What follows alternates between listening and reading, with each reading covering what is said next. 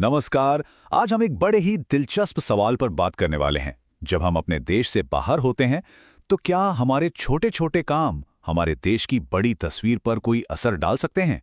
सुनने में ये शायद बहुत छोटी सी बात लगे, लेकिन इसका असर बहुत ही गहरा हो सकता है। तो चलिए एक सवाल से शुरू करते हैं, एक ऐसा सवाल जिस पर हम सबको सोचना चाहिए। जब कोई अपने देश की सरहद से बाहर कदम रखता है तो उसकी पहचान सिर्फ उसकी अपनी नहीं रह जाती। तो फिर वो कौन होता है? क्या वो सिर्फ एक टूरिस्ट है जो नई नई जगहें देख रहा है, या अपनी संस्कृति का एक फैन, शक्कर, जाने अनजाने में एक ऐसा इंसान जो मेजबान देश के लिए मतलब एक तरह की परेशानी बन रहा है? आज हम इसी की तह तक जाएंगे। तो आज की हमारी चर्चा का रास्ता कुछ ऐसा रहेगा। सबसे पहले पेरिस की एक घटना पर नजर डालेंगे, फिर देखेंगे कि क्या ये कोई बड़ा पैटर्न बनता जा रहा है, इसके पीछे की साइकोलॉजी को समझेंगे, फिर भारतीय दर्शन से कुछ सीखेंगे और आखिर में बात करेंगे कि सच्ची देशभक्ति आखिर है क्या। चलिए सबसे पहले बात करते हैं पेरिस में गूंजते उन नारों की। ये सिर्फ एक अकेली घटना नहीं है, ये एक ऐसी कहानी है जो हमें बहुत कुछ बताती है। तो हुआ यूं कि पेरिस की एक सड़क पर कुछ इंडियन टूरिस्ट्स का ग्रुप एक स्ट्रीट परफॉर्मर को देख रहा था। परफॉर्मेंस के बीच में ही उन्होंने जोर जोर से नारे लगाने शुरू कर दिए, जय महाराष्ट्र और छत्रपति शिवाजी महाराज की जय। जाहिर है वो कलाकार अपने काम में इस दखल से बहुत परेशान हो गया। ये पल भर की घटना थी, लेकिन इसने एक बहुत बड़ी बहस को जन्म दे दिया। और यहीं से हमारा अगला सवाल उठता है, क्या इस तरह की घटनाएं दुनिया भर में हमारी छवि को खराब कर रही हैं? क्योंकि मामला सिर्फ एक घटना का नहीं है, ये एक पैटर्न की तरफ इशारा करता है जो वाकई चिंता की बात है। देखिए, पेरिस की ये घटना अकेली नहीं है। लंदन में गणेश विसर्जन के दौरान नदी में प्रदूषण और बहुत ज्यादा शोर को लेकर शिकायतें आती रही हैं। न्यूजीलैंड में नगर कीर्तन के जुलूस की वजह से ट्रैफिक और पब्लिक ऑर्डर में जो दिक्कतें आती हैं, उससे वहां के लोग परेशान होते हैं। तो ये साफ है कि ये मुद्दा काफी फैला हुआ है। तो इसका नतीजा क्या होता है?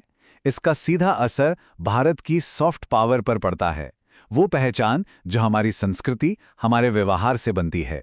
इससे भी बुरा ये है कि ये उन देशों में जिनोफोबिया यानी विदेशियों के प्रति नफरत को हवा दे सकता है जहां पहले से ही इमिग्रेशन को लेकर तनाव है।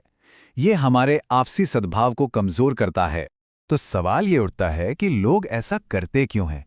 चलिए इसके पीछे की साइकोलॉजी को समझने की कोशिश करते हैं, क्योंकि ये सिर्फ सिविक सेंस की कमी का मामला नहीं है, बात इससे कहीं ज्यादा गहरी है। साइकोलॉजी में एक टर्म है एथनोसेंट्रिज्म। इसका सीधा सा मतलब है ये मानना कि अपना कल्चर दूसरों से सुपीरियर है, बेहतर है। अक्सर जब लोग किसी नई जगह जाकर थोड़ा इनसिक्योर महसूस करते हैं तो अपनी पहचान को और जोर शोर से दिखाने लगते हैं। ये एक तरह का डिफेंस मैकेनिज्म बन जाता है। और यहीं पर अंतर्राष्ट्रवाद, जिसे जिंगोइज्म कहते हैं, और सच्ची देशभक्ति के बीच का फर्क समझना बहुत जरूरी हो जाता है। जोर जोर से नारे लगाना जिंगोइज्म है, जबकि वहां के लोकल कानूनों का पालन करना और सिविक सेंस दिखाना सच्ची देशभक्ति है। एक अपनी पहचान दूसरों पर थोपता है, जबकि दूसरा अपनी संस्कृति का एक सच्चा एम्बेसडर बनता है। चलिए एक पल के लिए रुकते हैं और देखते हैं कि हमारा अपना भारतीय दर्शन, हमारी सदियों पुरानी बुद्धिमत्ता इस बारे में हमें क्या सिखाती है। ये ज्ञान आज भी उतना ही जरूरी है। ज्ञानपीठ पुरस्कार विजेता जीवी करंदीकर ने क्या खूब कहा था, जब रक्त की दीवारें गिर जाती हैं तो मानवता एक ही कुल बन जाती है। मतलब हमें अपनी छोटी छोटी पहचानों से ऊपर उठकर ये समझना होगा कि हम सब एक बड़े इंसानियत के परिवार का हिस्सा हैं।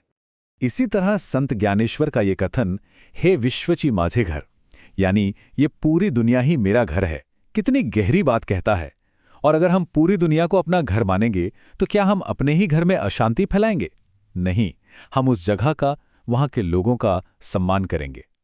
और निदा फाजली साहब की ये लाइन तो जैसे पूरी बात का सार बता देती है। शोर युक्त बाजार में खामोशी को कौन पहचानता है? सच्ची संस्कृति और गहराई दिखावे और शोर में नहीं, बल्कि शांत समझ और सम्मान में होती है।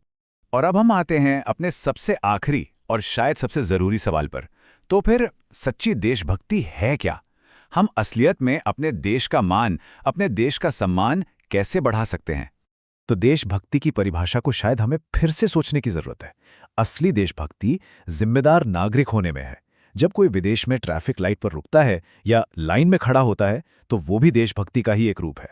भारत की असली सॉफ्ट पावर आक्रामकता में नहीं, बल्कि हमारी संस्कृति, हमारी गरिमा और योग जैसे तोहफों में है जो हम दुनिया को दे सकते हैं। तो फिर हम सब अपने देश के बेहतर एम्बेसडर कैसे बन सकते हैं? बहुत आसान है। पहला, एम्पैथी रखें, मतलब जहां हम जा रहे हैं वहां के लोगों को समझने की कोशिश करें। दूसरा, अच्छे आचरण को ही अपनी सबसे बड़ी देशभक्ति समझें। तीसरा, अपनी संस्कृति को थोपे नहीं बल्कि सम्मान के साथ शेयर करें। और चौथा, अपने कामों से अपनी विरासत की सबसे अच्छी तस्वीर दुनिया के सामने रखें। तो अंत में बस यही एक सवाल हम सबके सोचने के लिए है, हमारी देशभक्ति शोर मचाती है या सम्मान दर्शाती है? ये चुनाव हमारा है, और यही चुनाव दुनिया में हमारी और हमारे देश की असली पहचान तय करता है।